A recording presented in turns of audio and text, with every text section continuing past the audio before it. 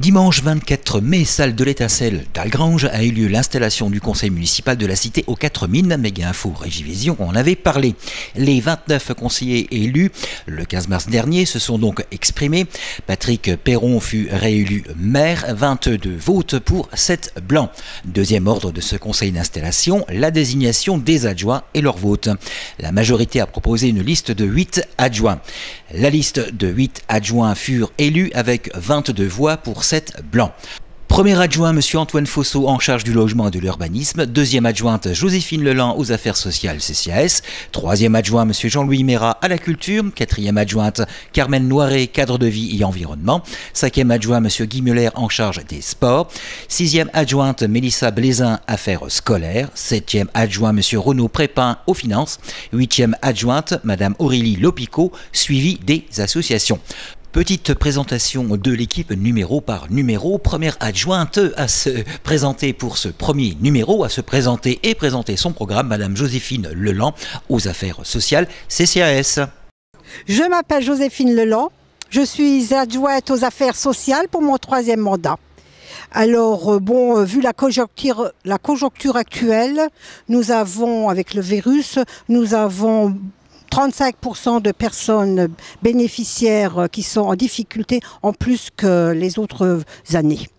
Donc nous continuerons à faire distribution alimentaire une fois par mois, mais maintenant on en fait même plus. On fait beaucoup de secours alimentaires pour des personnes qui sont occasionnellement en difficulté par rapport au chômage partiel. Alors, puis on va continuer aussi à travailler avec le foyer des seniors.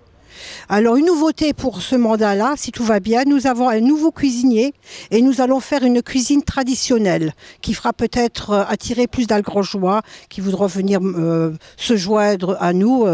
Et on va essayer de trouver un autre nom au foyer des seniors, trouver quelque chose de plus mieux.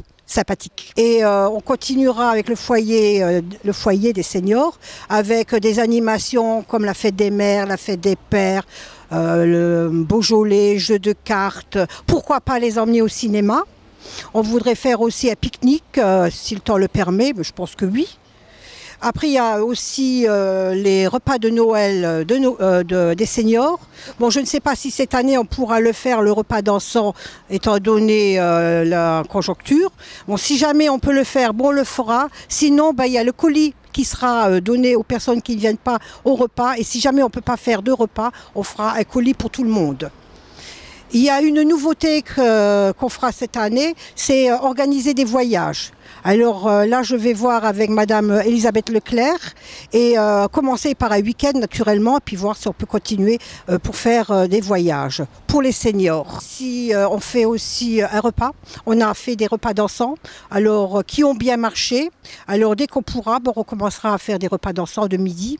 Ça a apporté beaucoup de personnes qui se sont rencontrées.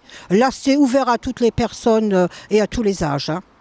Nous avons fait aussi conférence avec Octobre Rose, en contact avec Amodémas et avec les Dames de Cœur. Alors si on peut, on le refait en octobre cette année.